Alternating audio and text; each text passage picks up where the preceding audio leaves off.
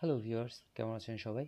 আমি আজকে আপনাদের দেখাবো কিভাবে আপনার উইন্ডোজে অটো স্টার্ট অ্যাপগুলো ডিসেবল করবেন। অটো স্টার্ট অ্যাপ হচ্ছে যে অ্যাপগুলো আপনি কম্পিউটার অন করার সাথে সাথে অটোমেটিক্যালি অন হয়ে ব্যাকগ্রাউন্ডে রান করতে থাকে, তো যেটা কম্পিউটারকে স্লো করতে পারে।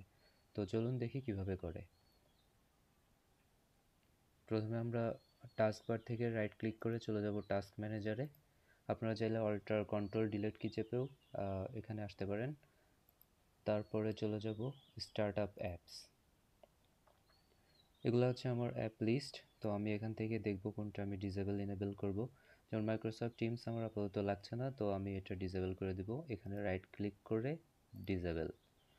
তারপরে মাইক্রোসফট এজ ব্রাউজারটা আপাতত আমার লাগছে না অটো স্টার্টআপের জন্য, তো এটা আমি ডিসেবল করে দিব। দেন পিসি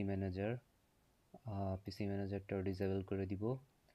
আমার কোনটা লাগতে পারে, যেমন এনিডেক্সটা আমি এনেবল করে দিব। তো এভাবে আপনারা আপনাদের পছন্দ মতো অ্যাপসগুলো ডিসেবল এনেবল করবেন। আশা করি আপনারা বুঝতে পারছেন। তারপরে যদি কারো কোনো প্রবলেম থাকে আমাদেরকে কমেন্ট বক্সে জানাবেন, আমরা অবশ্যই হেল্প করব। তো সবাই ভালো থাকবেন। Thank you.